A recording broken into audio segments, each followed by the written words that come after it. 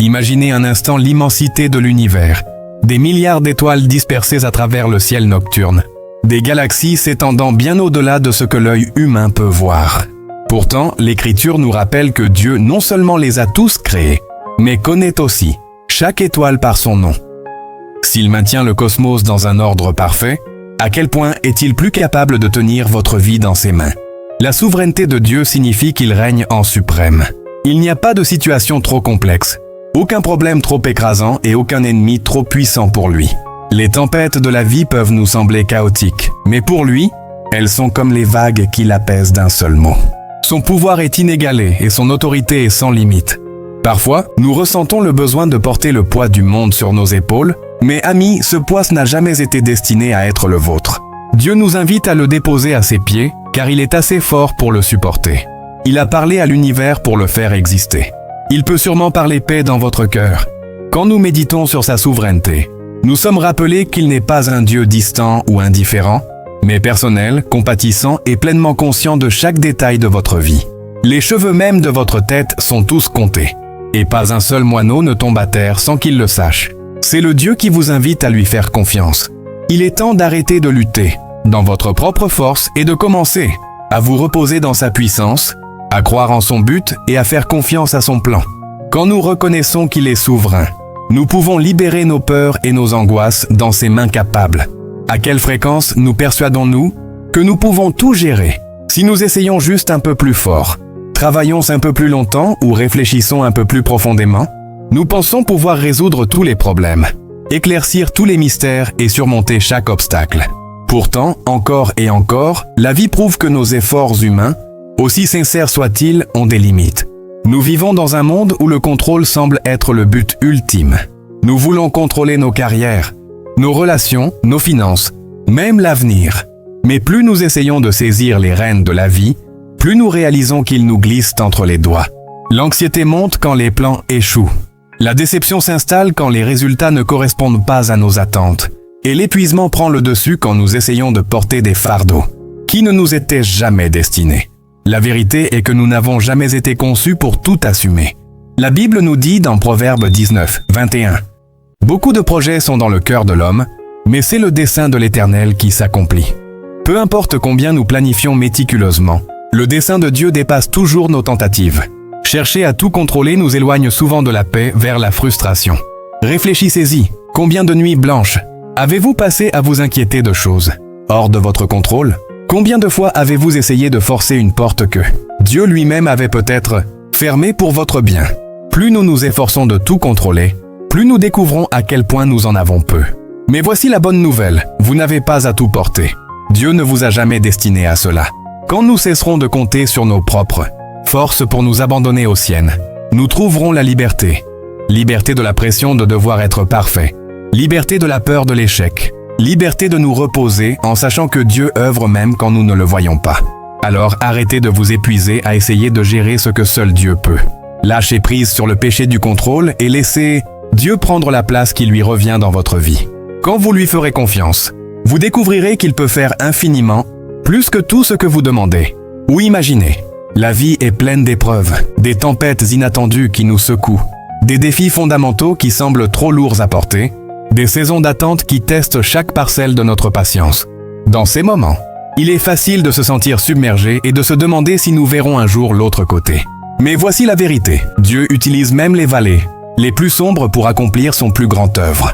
Face aux épreuves, notre premier réflexe est souvent de vouloir les résoudre. Nous-mêmes, nous complotons. Nous planifions, nous stressons et nous nous efforçons, espérant trouver une issue. Pourtant, encore et encore, nous constatons que notre force n'est pas suffisante. Les vagues sont trop fortes, les vents trop violents. C'est alors que la foi intervient et murmure « Laisse Dieu s'en occuper ». Faire confiance à Dieu, dans l'épreuve, ne signifie pas nier la douleur ou prétendre que tout va bien. Cela signifie reconnaître la difficulté tout en croyant que Dieu est plus grand que la tempête. C'est le genre de confiance qui dit « Seigneur, je ne comprends pas pourquoi cela arrive, mais je crois que tu es toujours bon. Je crois que tu as toujours le contrôle. » La Bible est pleine de promesses pour ceux qui lui font confiance dans les moments difficiles.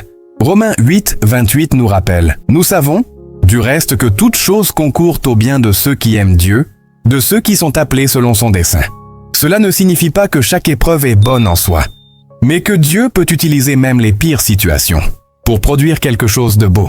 Considérez l'histoire de Joseph, trahi par ses frères, vendu comme esclave, jeté en prison. Sa vie semblait une succession de tragédies. Pourtant, Joseph fit confiance à Dieu, et à la fin, il put dire à ses frères, « Vous aviez projeté de me faire du mal, mais Dieu l'a fait tourner en bien pour accomplir ce qui arrive aujourd'hui, pour sauver la vie à un peuple nombreux. » Genèse 50, 20. Quand nous faisons confiance à Dieu dans l'épreuve, nous plaçons notre foi en un Dieu qui voit la grande image, alors que nous ne voyons qu'une douleur momentanée. Là où nous voyons le problème, il prépare déjà la solution. Alors quand les épreuves de la vie viennent, et elles viendront, ne les portez pas seules. Déposez-les aux pieds de celui qui a promis de ne jamais vous abandonner. Faites-lui confiance, même quand le chemin devant vous n'est pas clair. Dieu est déjà en train de le préparer. Il est fidèle, il est capable et il vous portera à travers. Quand la vie devient écrasante, vers qui vous tournez-vous? Pour beaucoup, l'instinct est de chercher des solutions, consulter des amis, parcourir Internet ou compter sur notre propre ingéniosité. Mais le pouvoir de la prière nous rappelle que s'abandonner à Dieu n'est pas un dernier recours. C'est le premier et le meilleur pas que nous puissions faire. La prière est bien plus qu'un rituel spirituel. C'est un acte d'humilité, une déclaration de notre besoin de l'aide de Dieu, une invitation à ce qu'il prenne le contrôle. Quand nous inclinons nos têtes pour prier, nous disons essentiellement « Dieu, je ne peux pas gérer ça seul, mais je sais que tu le peux. » C'est un acte simple mais profond de lâcher prise, permettant à Dieu d'intervenir. Philippiens 4, 6, 7 nous dit « Ne vous inquiétez de rien, mais en toute chose, par la prière et la supplication, avec des actions de grâce, faites connaître vos demandes à Dieu. Et la paix de Dieu, qui surpasse toute intelligence, gardera vos cœurs et vos pensées en Jésus-Christ. » La prière est le pont entre nos angoisses et la paix de Dieu. C'est là que nous libérons nos soucis et recevons son assurance. Jésus lui-même est l'exemple ultime de l'abandon dans la prière. Dans le jardin de Gethsémani, face à la croix, il pria « Père, si tu voulais éloigner de moi cette coupe, toutefois que ma volonté ne se fasse pas, mais la tienne. » Luke 22, 42. Dans son humanité, il ressentit le poids de son épreuve. Mais dans sa divinité, il fit confiance au plan du Père. Sa prière n'était pas que des mots, c'était une soumission totale à la volonté de Dieu. Quand nous prions, nous ne demandons pas simplement à Dieu de résoudre nos problèmes. Nous alignons nos cœurs sur sa volonté. Nous lui remettons les fardeaux que nous ne pouvons porter. Et nous lui faisons confiance pour agir d'une manière que nous ne pouvons voir. Il ne s'agit pas de présenter une liste de souhaits à Dieu, mais de cultiver une relation où nous écoutons, faisons confiance et obéissons. La prière ne change pas toujours immédiatement nos circonstances, mais elle nous change nous-mêmes, renforçant notre foi, renouvelant notre espérance, nous donnant le courage d'avancer. Souvent, c'est par la prière que Dieu fournit la clarté, la sagesse et la paix dont nous avons désespérément besoin. Alors la prochaine fois que vous vous sentez submergé, ne faites pas de la prière votre dernier recours, faites-en votre première réponse. Que ce soit l'endroit où vous abandonnez vos peurs, frustration et incertitude à un Dieu capable de faire infiniment, plus que tout ce que nous demandons ou imaginons. La prière est l'acte de placer votre confiance dans les mains de Dieu et de dire « Seigneur, je te fais confiance pour t'en occuper. » Il y a une paix que le monde ne peut donner, un calme qui ne vient pas des circonstances ou des solutions, mais de l'acte de s'abandonner à Dieu. Quand nous déposons nos fardeaux et permettons à Dieu de les prendre, nous expérimentons une paix qui défie toute compréhension. Pensez au moment de votre vie où vous avez essayé de tout porter, chaque souci, chaque responsabilité, chaque peur. Le poids est écrasant, n'est-ce pas? Les nuits blanches, les pensées anxieuses, le sentiment constant que tout repose sur vos épaules. C'est ainsi que le monde fonctionne. Serrez plus fort, ne lâchez rien. Mais la voix de Dieu est à l'opposé. Il dit « Venez à moi, vous tous qui êtes fatigués et chargés, et je vous donnerai du repos. » Matthieu 11, 28. Lâcher prise ne signifie pas abandonner, cela signifie renoncer à l'illusion du contrôle et faire confiance à celui qui tient l'univers dans sa main. C'est dire « Seigneur, je n'ai pas toutes les réponses, mais je te fais confiance. Je ne vois pas le chemin, mais je sais que tu y es déjà. » La paix qui vient du lâcher-prise n'est pas passive, c'est une foi active. Choisissant de faire confiance à Dieu même quand la tempête fait rage, décidant de se reposer en lui quand la situation semble désespérée. Cette paix ne dépend pas du résultat, mais de la présence de Dieu. Rappelez-vous l'histoire des disciples dans la barque. Pendant la tempête, le vent hurlait, les vagues s'écrasaient, la peur s'emparait de leur cœur. Mais où était Jésus? Il dormait, non par indifférence, mais dans une paix parfaite. Quand les disciples, paniqués, le réveillèrent, il dit simplement « Silence, tais-toi » Marc 4, 39, et le vent et les vagues lui obéirent. À ce moment, les disciples apprirent que la vraie paix vient de la confiance en celui qui commande la tempête. Quand vous lâchez prise et faites confiance à Dieu, vous découvrez que sa paix ne dépend pas de vos circonstances. C'est une paix qui ne peut s'expliquer, seulement être expérimentée. C'est l'assurance tranquille que, quoi qu'il arrive, Dieu a le contrôle. Alors arrêtez de vous efforcer. Arrêtez de vous accrocher si fort à ce que vous ne pouvez contrôler. Déposez-le aux pieds de Jésus. Laissez-le s'en occuper. En faisant cela, vous découvrirez la profonde vérité d'Ésaïe 26, 3. À celui qui est ferme dans ses pensées, tu assures la paix, parce qu'il se confie en toi. Combien de fois nous demandons-nous, pourquoi Dieu permet-il cela? Pourquoi dois-je faire face à ce défi? Pourquoi la vie semble-t-elle si incertaine? Notre compréhension humaine est limitée. Et quand la vie n'a pas de sens, nous luttons contre l'inconnu. Mais la vérité est que la sagesse de Dieu dépasse de loin tout ce que nous pouvons comprendre. Ésaïe 55, 8, 9 nous rappelle « Car mes pensées ne sont pas vos pensées, et vos voies ne sont pas mes voies, dit l'Éternel. Autant les cieux sont élevés au-dessus de la terre, autant mes voies sont élevées au-dessus de vos voies, et mes pensées au-dessus de vos pensées. » Dans ces mots se trouve une vérité puissante. Dieu voit l'image complète alors que nous ne voyons qu'un petit morceau du puzzle. Ce qui peut nous sembler déroutant, injuste ou même désespéré fait partie d'un plan plus vaste que Dieu orchestre avec sa sagesse infinie. Pensez à un enfant qui ne comprend pas pourquoi ses parents disent non à quelque chose qu'il désire. Pour l'enfant, cela semble injuste, voire cruel. Mais le parent, avec plus de connaissances et d'expérience, sait ce qui est meilleur à long terme. De même, notre perspective est limitée, mais celle de Dieu est éternelle. Il connaît le début, la fin et chaque détail entre les deux. Quand nous nous appuyons uniquement sur notre propre compréhension, nous nous limitons à ce que nous pouvons voir, entendre et comprendre. Mais la foi nous appelle à faire confiance à Dieu, même quand nous ne comprenons pas ses voies. Proverbes 3, 5-6 nous encourage « Confie-toi en l'Éternel, de tout ton cœur, et ne t'appuie pas sur ta propre intelligence. Reconnais-le dans toutes tes voies, et il aplanira tes sentiers. » Faire confiance à Dieu ne signifie pas que nous aurons toujours des réponses immédiates, mais que nous pouvons être assurés que son plan est toujours bon. Considérez l'histoire de Job. D'un point de vue humain, sa souffrance semblait insensée. Il perdit sa famille, ses richesses, sa santé. Pourtant, il s'accrocha à sa foi en la sagesse de Dieu. À la fin, l'histoire de Job ne concernait pas seulement ses épreuves, mais le dessein plus grand de Dieu et la restauration qui suivit. Quand la vie n'a pas de sens, laissez Dieu s'en occuper. Ayez confiance que sa sagesse est plus grande que votre compréhension. Au lieu de demander pourquoi, demandez qu'est-ce que Dieu m'enseigne dans cette saison? Quel est son but pour moi dans cette situation? Vous n'aurez peut-être pas toutes les réponses, mais vous avez l'assurance que Dieu, lui, les a. Il n'est pas surpris par vos circonstances et n'est jamais à court de solutions. Faites-lui confiance et vous découvrirez que même quand la vie semble incertaine, sa direction est stable et sûre. La Bible est remplie d'histoires de gens ordinaires qui firent face à des défis extraordinaires et virent la puissance de Dieu quand ils choisirent de le laisser agir. Ces exemples nous rappellent que s'abandonner à Dieu n'est pas un signe de faiblesse, mais un acte de foi profond. Prenons Moïse. Appelé par Dieu à conduire les Israélites hors d'Égypte, il se sentait incompétent et inadéquat. Il protesta. « Qui suis-je pour aller vers Pharaon et pour faire sortir d'Égypte les enfants d'Israël » Exode 3:11. Mais Dieu répondit clairement « Je serai avec toi ».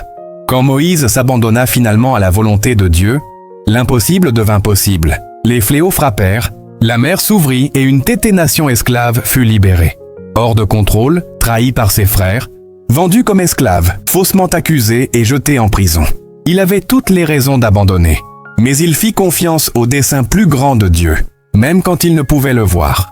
Des années plus tard, devenu dirigeant en Égypte, il put dire à ses frères « Vous aviez projeté de me faire du mal, mais Dieu l'a fait tourner en bien pour accomplir ce qui arrive aujourd'hui, pour sauver la vie à un peuple nombreux. » Genèse 50, 20. Esther, jeune reine confrontée à la perspective terrifiante d'approcher le roi pour sauver son peuple, un geste pouvant lui coûter la vie, fit confiance au plan de Dieu en déclarant « Si je dois périr, je périrai ». Esther 4:16. Son courage et son abandon conduisirent au salut d'une nation entière. Et bien sûr, Jésus, l'exemple ultime de l'abandon. Dans le jardin de Gethsémani, face au poids de la croix, il pria « Père, si tu voulais éloigner de moi cette coupe, toutefois que ma volonté ne se fasse pas, mais la tienne. » Luke 22:42. Sa soumission à la volonté du Père apporta le salut au monde. Ces histoires ont un point commun. Quand les gens abandonnèrent leurs plans, peurs et luttes à Dieu, il œuvra de manière dépassant leur imagination. Moïse vit la délivrance, Joseph la rédemption, Esther le salut, Jésus offrit la vie éternelle. Leur vie montre que la puissance de Dieu s'accomplit dans notre abandon. Quand nous lâchons prise et lui faisons confiance, il peut prendre ce qui semble brisé et en faire un chemin de victoire. Face à des défis insurmontables, souvenez-vous, le même Dieu qui ouvrit la mer Rouge, racheta Joseph et sauva le peuple d'Esther est prêt à agir dans votre vie aujourd'hui. Lâchez le besoin de contrôler et laissez Dieu agir. Ayez confiance qu'il peut transformer votre abandon en quelque chose de beau pour sa gloire. Dans un monde qui idolâtre la vitesse et les résultats instantanés, attendre semble insupportable. Nous voulons des réponses maintenant, des solutions immédiates. Mais Dieu n'opère pas selon nos horaires. Son timing n'est pas seulement différent, il est parfait. Ecclésiaste 3:11 nous rappelle que s'il fait toutes choses belles en son temps. Ce verset souligne que le timing de Dieu n'est jamais précipité ni tardif. Chaque chose arrive avec une précision parfaite selon son plan. Alors que nous ne voyons que l'instant présent, Dieu voit le début, la fin et chaque étape entre les deux. Considérez Abraham et Sarah. Dieu leur promit un enfant, mais cette promesse mit des années à s'accomplir. Dans leur impatience, ils prirent les choses en main, causant complications et chagrins. Mais quand le temps fixé par Dieu arriva, Sarah enfanta Isaac, fils de la promesse. Ce délai n'était pas un refus. C'était une préparation pour quelque chose de plus, grand qu'ils n'auraient pu imaginer. Parfois, nous pensons qu'attendre équivaut à l'inaction. Mais en réalité, Dieu œuvre toujours pendant ces saisons. Il nous façonne, nous fortifie et nous prépare pour ce qui vient. Comme une graine qui développe ses racines avant de porter du fruit. Faire confiance au timing de Dieu, c'est croire qu'il travaille dans l'invisible, même quand nous ne voyons rien. L'histoire de Lazare illustre cela. Jésus, informé de sa maladie, attendit qu'il meure avant d'intervenir. Aux yeux des témoins, il semblait arriver trop tard. Mais dans son timing parfait, il accomplit un miracle, plus grand, la résurrection, démontrant son pouvoir sur la vie et la mort. Ce délai révélait la gloire de Dieu. Attendre son timing exige foi et patience. C'est croire que ses plans surpassent les nôtres. Ésaïe 40:31 promet. Mais ceux qui se confient en l'Éternel renouvellent leur force. Ils prennent le vol comme les aigles. Ils courent et ne se lassent point. Ils marchent et ne se fatiguent point. Quand Dieu semble silencieux ou les réponses tardent, rappelez-vous que ce n'est pas de l'inaction ou de l'indifférence, mais qu'il œuvre pour votre bien et sa gloire. Confiez-vous en celui qui connaît le moment parfait pour chaque bénédiction, percée et miracle. Lâchez vos délais et reposez-vous, dans l'assurance que son timing est toujours parfait. La peur est l'un des plus grands obstacles à la confiance en Dieu. Ces murmures suscitent le doute, l'anxiété et nous paralysent quand nous devrions avancer par la foi. Mais foi et peur ne coexistent pas, l'une éclipse toujours l'autre. Pour laisser Dieu agir, nous devons choisir la foi. La peur surgit quand nous nous focalisons sur les « et si ». Et si j'échoue? Et si les choses ne se passent pas comme je veux? Et si la situation empire? Ces pensées nous consument quand nous regardons la taille du problème plutôt que la grandeur de notre Dieu. La foi change notre perspective. Elle rappelle la puissance de Dieu, ses promesses et sa présence. Tout au long de la Bible, Dieu répète à son peuple « Ne crains pas, car il connaît » notre tendance à craindre face à l'incertitude. Mais chaque fois, cette injonction s'accompagne de l'assurance de sa présence. Ne crains rien, car je suis avec toi. Ne promène pas des regards inquiets, car je suis ton Dieu. Je te fortifie, je viens à ton secours. Ésaïe 41:10. David face à Goliath aurait eu toutes les raisons de craindre ce guerrier expérimenté et imposant. Mais David ne regardait pas la taille du géant. Il fixait celle de son Dieu. Sa foi lui permit de déclarer « L'Éternel qui m'a délivré de la griffe du lion et de l'ours, me délivrera aussi de la main de ce Philistin. » 1 Samuel 17:37. Pierre marchant sur l'eau nous enseigne aussi comment la foi triomphe de la peur. Tant qu'il fixa Jésus, il défia les lois de la nature. Mais quand son regard se porta sur le vent et les vagues, la peur le submergea et il commença à couler. Jésus le releva en disant « Homme de peu de foi, pourquoi as-tu douté ?» Matthieu 14:31. La leçon est claire, quand nos yeux sont sur Jésus, la foi prévaut. Quand nous regardons la tempête, la peur l'emporte. La foi ne nie pas la réalité des défis, mais elle fait confiance à Dieu au milieu d'eux. Hébreux 11:1 la définit comme une ferme assurance des choses qu'on espère, une démonstration de celles qu'on ne voit pas. Choisir la foi plutôt que la peur est une décision quotidienne. C'est déclarer « Dieu, je te fais confiance même quand je ne vois pas le résultat. Je crois que tu contrôles tout, même quand je me sens incertain. » Quand nous abandonnons la peur pour saisir la foi, nous ouvrons la porte à son action puissante. Quels que soient les géants auxquels vous faites face aujourd'hui, peur de l'échec, incertitude ou perte, souvenez-vous que la foi est votre arme. Laissez Dieu gérer vos peurs et que votre foi s'élève au-dessus de la tempête. Quand la foi mène, la peur n'a pas de place. L'une des meilleures raisons de laisser Dieu gérer nos défis est sa fidélité, inébranlable. Contrairement aux promesses humaines changeantes, sa fidélité est éternelle, constante et immuable. Elle n'a jamais failli et ne faillira jamais. Deutéronome 7:9 déclare « Tu reconnais donc que l'Éternel, ton Dieu est Dieu, le Dieu fidèle, qui garde son alliance, et sa miséricorde jusqu'à la 1000e génération envers ceux qui l'aiment. » Ce verset rappelle que sa fidélité ne dépend pas de nos circonstances, mais de sa nature immuable. Même quand la vie semble incertaine, Dieu reste constant, accomplissant ses promesses et nous soutenant à chaque saison. Les Israélites errant dans le désert en sont un exemple. Malgré leurs doutes, plaintes et infidélités, Dieu resta fidèle, leur donnant la manne, l'eau du rocher, et les guidant par la nuée et le feu. Sa fidélité ne dépendait pas de leurs actions, mais de son alliance. Il en est de même pour nous aujourd'hui. Lamentations 3:22-23 exprime magnifiquement cette vérité. Les bontés de l'Éternel ne sont pas épuisées. Ses compassions ne sont pas à leur terme. Elles se renouvellent chaque matin. Oh, que ta fidélité est grande! Chaque matin, sa fidélité nous rencontre avec de nouvelles compassions pour affronter ce qui vient. Paul aussi, malgré naufrages, coups, emprisonnements et persécutions, ne douta jamais de la fidélité de Dieu. Il écrivit « Mais le Seigneur m'a assisté et m'a fortifié.